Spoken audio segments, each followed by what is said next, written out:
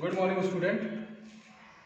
In chapter 6, today our new topic equilibrium price, where increase in supply and decrease in supply. So, with the help of a diagram or graph, we can study what happen when increase in price and decrease in price. So, we have to draw one graph here.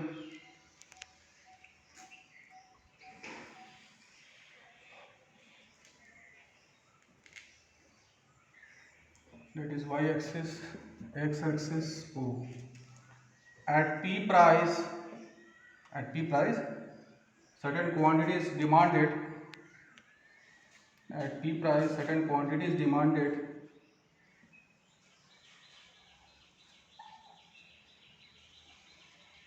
At P price, certain quantity is demanded. So our supply curve, supply curve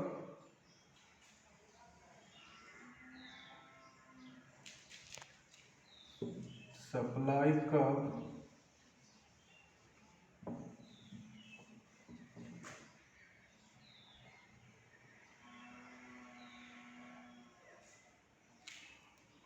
move from here.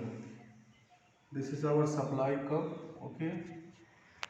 In this topic, I am going to fix the supply curve and move the demand curve. This is our demand curve. Okay. This is our demand curve.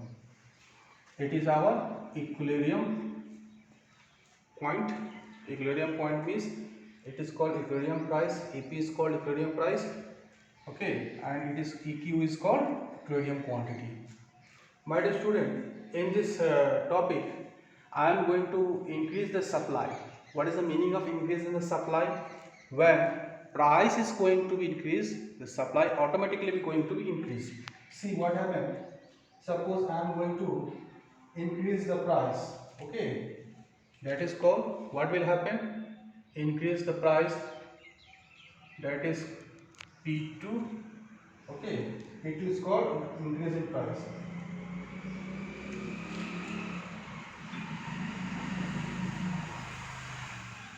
At what will happen? Q2 is new quantity.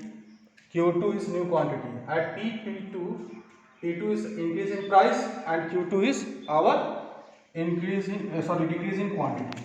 Suppose I am going to decrease the price, that is P1. What will happen when P1 is going to decrease? The quantity is going to be increased. The quantity is going to increase here, that is called Q1. Do you observe what will happen? At P2, when the price is going to increase, the quantity demanded Q2 decreases. At P1, when the price is going to decrease, the quantity demanded also increase. That is the situation. What will happen when equilibrium position? My dear student, this is our going to be a new equilibrium position here. Okay, that is called supply here. This equilibrium position I am going to mention SQ1 here, so you put it in S1. Okay, so equilibrium position name is E1. Okay, that here also same situation, my dear student. S. I will put it the name. If I am taking P2, Q2, it is naturally you have to put S2, S2. S2 is our new supply curve. Here I am going to take equilibrium 2, that is called E2. My dear student, I am going to explain what will happen. So in this situation, increase in supply and decrease in supply. Beforehand, here E1 is here E1 is new equilibrium position. Okay, E1 is new equilibrium position when P2, P1 and Q1. You can write down this way. E1 is called equilibrium position. You can write this way also. E1 is called equilibrium price and Q1 is equilibrium quantity demanded, you can write at quantity demanded, okay. P1 is quantity, price of the price. Suppose I am going to write PE1 मतलब that is equilibrium price. E1Q1 is equal to equilibrium quantity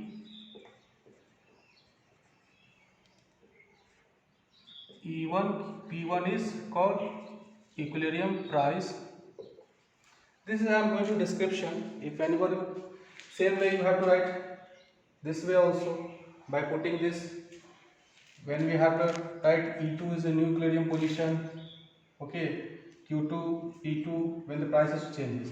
What is the result here? When the supply is increases, the supply curve shift rightward, okay. The supply curve shift rightward because decrease in equilibrium position price, decrease in, here you write down supply curve moves rightward. Supply curve, which one is the supply curve?